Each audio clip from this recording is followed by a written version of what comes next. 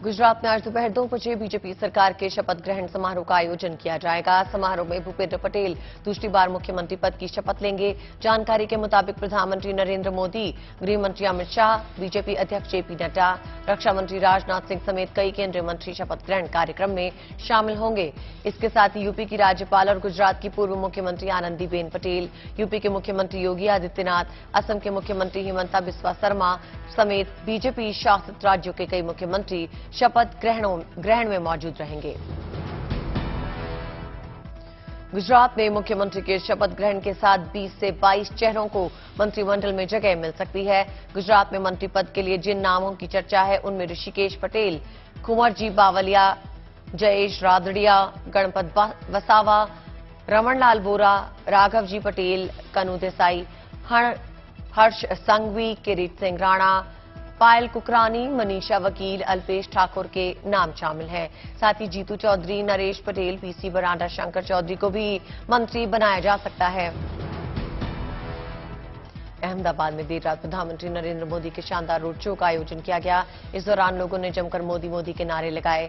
Road show के दौरान कई किलोमीटर तक लोग सड़क के किनारे तिरंगे को हाथ में लिए खड़े नजर आए। सड़कों पर खड़े लोग प्रधानमंत्री नरेंद्र मोदी की एक झलक देखने के लिए बेताब दिखे। रोड शो से पहले प्रधानमंत्री के स्वागत के लिए गुजरात के भावी मुख्यमंत्री भूपेंद्र पटेल और राज्यपाल भी एयरपोर्ट पर पहुंचे। गुजरात में भूपेंद्र पटेल के शपथ ग्रहण से पहले 5 सीटें जीतने वाली आम आदमी पार्टी को जोर का झटका लगा है। विसावदार विधानसभा सीट से आप विधायक भूपत भयाणी ने बीजेपी को समर्थन देने का फैसला किया है। साथ ही 3 निर्दलीय विधायकों ने भी बीजेपी को समर्थन देने का फैसला किया। भूपत भयाणी ने कहा कि अभी उन्होंने बीजेपी को समर्थन करने का फैसला किया है। दिल्ली एमसीडी चुनाव के नतीजे आने के बाद बीजेपी के प्रदेश संगठन में बड़ा बदलाव किया गया, जहां एक और हार की जिम्मेदारी लेते हुए पार्टी के प्रदेश अध्यक्ष आदेश गुप्ता ने अपने पद से इस्तीफा दे दिया। वहीं दूसरी ओर वीरेंद्र सचदेवा को कार्यकारी अध्यक्ष बनाया गया है। सचदेवा अगले अध्यक्ष की नियुक्ति तक कामकाज संभालेंगे। एमसीडी चुनाव में हुई हार को लेकर बीजेपी मंथन में जुटी है।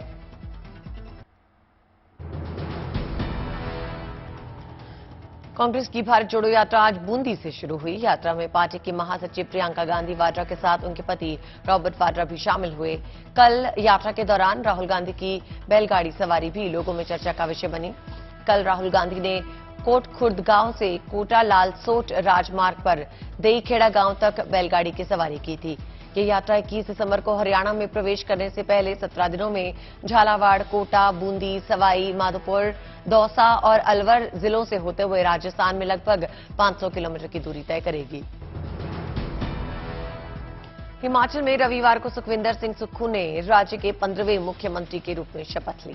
इस दौरान राहुल गांधी, प्रियंका गांधी, कांग्रेस अध्यक्ष मल्लिकार्जुन खड़गे मौजूद रहे। प्रियंका ने मुख्यमंत्री पद की दावेदार रही प्रतिभा सिंह को अपने बगल में बिठाया। सुक्खू ने सभी कांग्रेस विधायकों के साथ मंच में समर्थकों का अभिवादन किया। रिज मैदान में राज्यपाल राजेंद्र विश्वनाथ ने सुक्खू के साथ साथ डिप्टी सीएम मुकेश अग्निहोत्री को शपथ दिलाई। लालू प्रसाद के स्वास्थ्य को लेकर उनके छोटे बेटे और बिहार के डिप्टी सीएम तेजस्वी यादव ने एक अच्छी खबर दी है। देर रात पटना पहुंचते ही तेजस्वी यादव ने कहा कि लालू का नई किडनी ठीक तरीके से काम कर रही है। उनकी बहन की भी रिकवरी तेजी से हो रही है। लालू प्रसाद को उनकी बेटी रोहिणी ने अपना किडनी डोनेट किया है। सिंगापुर में लालू प्रसाद के किडनी ट्रांसप्लांट का ऑपरेशन किया गया। इस दौरान सिंगापुर में उनकी पत्नी राबड़ी देवी समेत पूरा परिवार मौजूद रहा। बिहार के मुख्यमंत्री नीतीश कुमार ने रविवार को बीजेपी पर जनता दल यूनाइटेड के खिलाफ साजिश रचने का आरोप लगाया। नीतीश कुमार ने कहा कि साल 2020 के बिहार विधानसभा चुनावों में बीजेपी गठबंधन में सहयोगी पार्टी होने के बावजूद जनता दल यूनाइटेड के खिलाफ काम कर रही थी। नीतीश कुमार ने कहा कि साल 2024 के चुनाव में बीजेपी का विरोध कर रही पार्टियां अगर हाथ मिला लें तो वो बड़े बहुमत के साथ चुनाव जीत सकती हैं। नीतीश कुमार ने यह भी कहा कि 2024 के चुनाव में अगला फ्रंट थर्ड फ्रंट नहीं बल्कि मेन फ्रंट होगा। तरनतारन हमले में पंजाब पुलिस के बाद एनआईए जांच से शामिल हो गई है। जानकारी के मुताबिक हमलावरों की तादाद 5 थी, जिनमें 2 बाइक और 3 एसयूवी में थे। शुरुआती सबूत की तरफ पाकिस्तान की तरफ इशारा कर रहे हैं। जो ग्रेनेड और रॉकेट लॉन्चर बरामद हुआ वो सीमा पार से ड्रोन के जरिए लाया गया था। बाद में ग्रेनेड को डिफ्यूज कर दिया गया। 13 महीने के भीतर छठे आतंकी हमले से साफ हो गया कि पाकिस्तान और उनकी खुफिया एजेंसी आईएसआई बार बार भारत को निशाना बना रही है।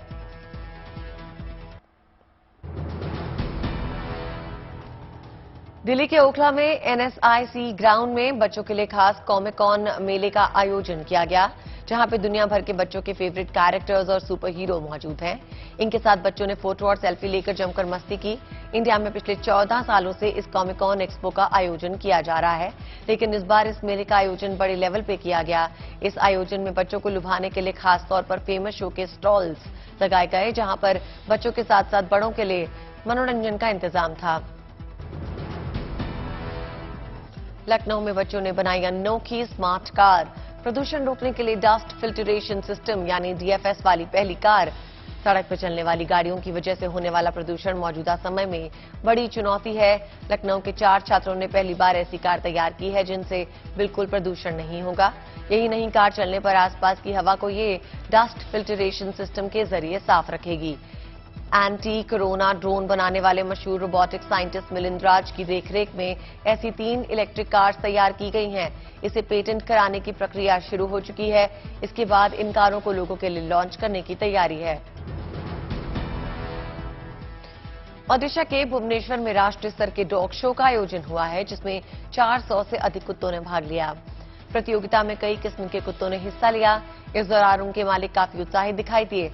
इस दौरान लोगों को देशी विदेशी सभी तरह के डॉग्स की कई नई खासियतों का पता चला। लोगों ने इस प्रतियोगिता का काफी लुत्फ उठाया। करनाल में ऐसा प्रकृति प्रेम देखने को मिला कि घर में फूल लगाने की जगह नहीं बची तो छत को फूलों के बगीचे में तब्दील कर दिया गया। उन्होंने छत पे करीब 5000 गमलों में फूलों का बगीचा बना दिया। रामनिवास के बनाए इस बगीचे को देखने के लिए दूर दूर से लोग आते हैं। छत पर बनाए गए उनके इस बगीचे में आपको कई प्रजातियों के फूल देखने को मिल जाएंगे। कानपुर के ऐतिहासिक फूलबाग गांधी भवन में शहर के ऐतिहासिक जगहों और स्वतंत्रता आंदोलन से जुड़े शहीदों के योगदान को डिजिटल लाइटों के जरिए प्रदर्शित किया गया। कानपुर के कमिश्नर राजशेखर और बीजेपी सांसद की मौजूदगी में फूलबाग भवन की विशाल बिल्डिंग में इसका शुभ आरंभ किया गया। इस मौके पर कमिश्नर ने कहा कि इस पर्यटन स्थल से शहरवासियों को फूलबाग भवन का महत्व पता चलेगा।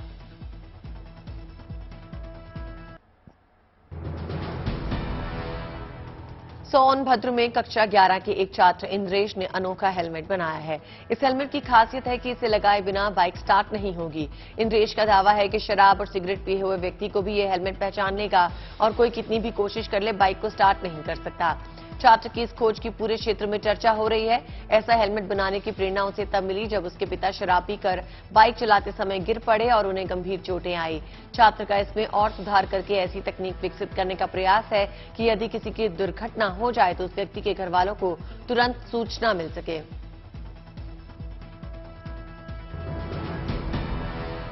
करनाल में भगवान परशुराम महाकुंभ मनाई गई, जिसको लेकर सभी तरह की तैयारियां पूरी कर ली गई हैं। प्रदेश के मुख्यमंत्री मनोहर लाल खट्टर समेत केंद्रीय मंत्री और सांसद विधायक भगवान परशुराम महाकुंभ समारोह में शिरकत करते नजर आए। इस दौरान प्रदेश भर से हजारों की संख्या में लोग भगवान परशुराम महाकुंभ में पहुंचे। हरियाणा सरकार की तरफ से लगातार महापुरुषों की जयंती मनाई जा रही है। इतना ही नहीं, अब हरियाणा में परशुराम जयंती के दिन सरकारी छुट्टी भी होगी। हैदराबाद में शारीरिक रूप से विकलांग लोगों के लिए क्रिकेट टूर्नामेंट का आयोजन हुआ। ये टूर्नामेंट तीसरी बार आयोजित हुआ है। इस टूर्नामेंट में चीफ गेस्ट के रूप में भारतीय महिला क्रिकेट टीम की दिग्गज क्रिकेटर मिताली राज ने शिरकत की। उनके आने से सभी खिलाड़ियों में उत्साह भर गया। मिताली राज ने टूर्नामेंट में सभी को प्रोत्साहित किया और ऐसे खेल के आयोजन से लोगों में काफी बदलाव बताया और कहा कि दिव्यांग लोगों में आगे बढ़ने का हौसला पैदा होता है।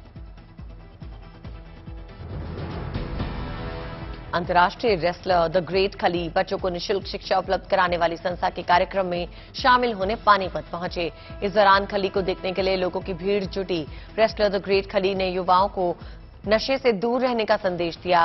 उन्होंने युवाओं को नशे से होने वाले नुकसानों की जानकारी देते हुए बताया कैसे नशे से दूर रहा जा सकता है।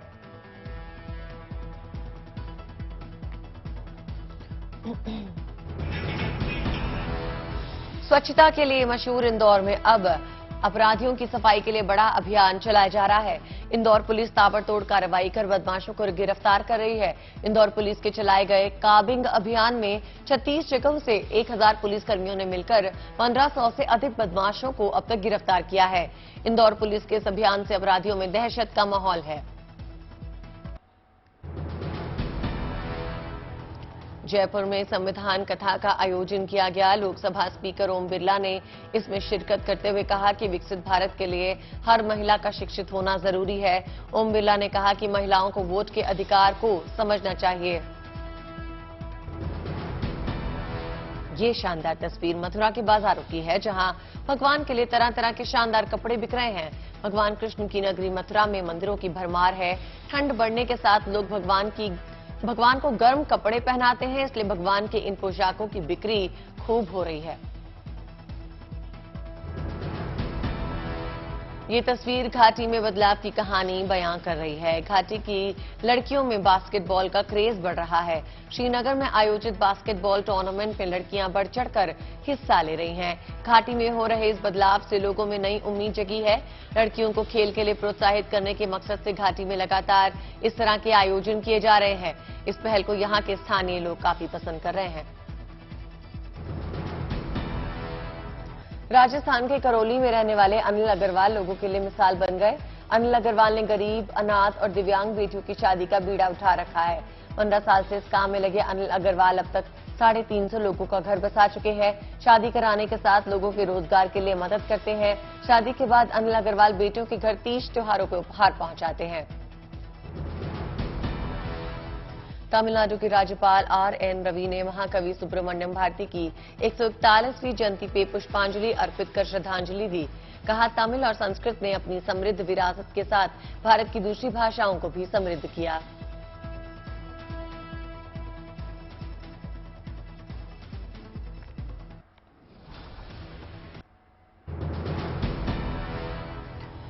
दिल्ली में वायु प्रदूषण का स्तर अब भी खराब स्थिति में बना है। कई दिनों से एयर क्वालिटी इंडेक्स में खराब स्तर से लोगों को परेशानियों का सामना करना पड़ रहा है। System of air quality and weather forecasting and research के मुताबिक दिल्ली में हवा की गुणवत्ता बहुत खराब श्रेणी में बनी है। दिल्ली में जैसे ही पारा गिरा, स्मॉग का स्तर भी बढ़ गया।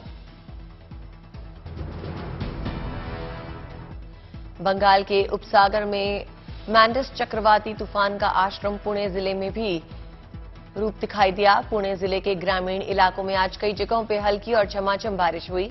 खासकर इंदापुर तालुका में बेमौसम बारिश हुई है। बंगाल के ऊपरी सागर में मैंडिस चक्रवाती तूफान तैयार होने के कारण अगले 3 दिन तक बेमौसम बारिश होने का अलर्ट दिया गया था। पुणे जिले के इंदापुर में झमाझम बारिश हुई। वहीं इंदापुर और आसपास के इलाकों में अचानक बारिश से लोगों को परेशानी का सामना भी करना पड़ा।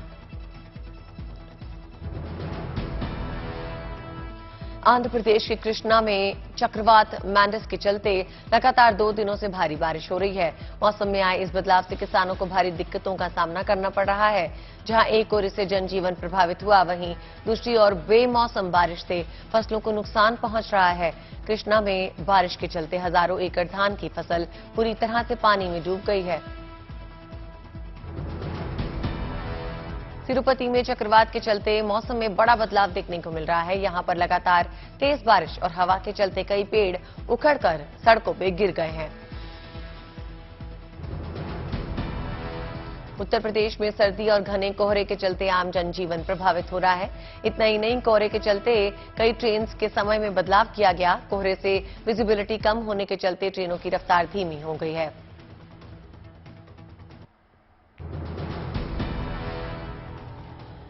केरल में छा रहा है फीफा वर्ल्ड कप का खुमार। त्रिशूर में फुटबॉल फैन और चित्रकलाकार पत्तों पर बना रहे हैं फेवरेट खिलाड़ियों की तस्वीरें। उनकी शानदार कला की लोग खूब प्रशंसा कर रहे हैं। फीफा वर्ल्ड कप को लेकर केरल में लोगों में जबरदस्त उत्साह है। सभी अपनी अपनी पसंद की टीमों को समर्थन देने में जुटे हुए हैं। पुंछ में बागवानी विभाग की ओर से ट्यूलिप फूलों के बीजों की बुवाई शुरू की गई।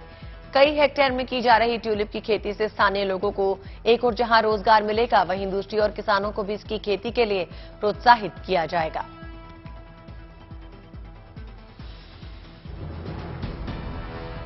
केंद्रीय वन मंत्री भूपेंद्र यादव ने कूनो नेशनल पार्क को लेकर अधिकारियों के साथ बैठक की। बैठक में उन्होंने नामीबिया से आए 8 चीतों के हेल्थ का अपडेट लिया। केंद्रीय वन मंत्री करीब 4 घंटे तक कूनो पार्क में रुके, जहां उन्होंने साउथ अफ्रीका से आने वाले चीतों के बारे में तैयारियों की समीक्षा की। साथ ही नामीबिया से 8 चीतों के बारे में जानकारी लेकर बड़े बाड़े में उनके व्यवहार के बारे में विशेषज्ञों से जानकारी ली। राजस्थान के बाड़मेर जिले के बालोतरा कस्बे में रविवार रात में एक रसायन के गोदाम के बाहर खड़े ट्रेलर में अचानक गैस रिसाव हो गया। आसपास के लोगों को कुछ समझ में आता, इससे पहले ही कई लोग गैस की चपेट में आ गए। गैस रिसाव की चपेट में आए लोगों को अस्पताल में भर्ती करवाया गया है। खबरों की दुनिया में आज तक ने फिर लहराया अपना परचम। आज तक को मिला ITA golden laurel award. India Today group की वाइस चेयरपर्सन कलीपुरी ने यह अवार्ड लिया। इस दौरान उन्होंने कहा कि दर्शकों के भरोसे पे इंडिया टुडे ग्रुप 24 कैरेट खरा उतरा है।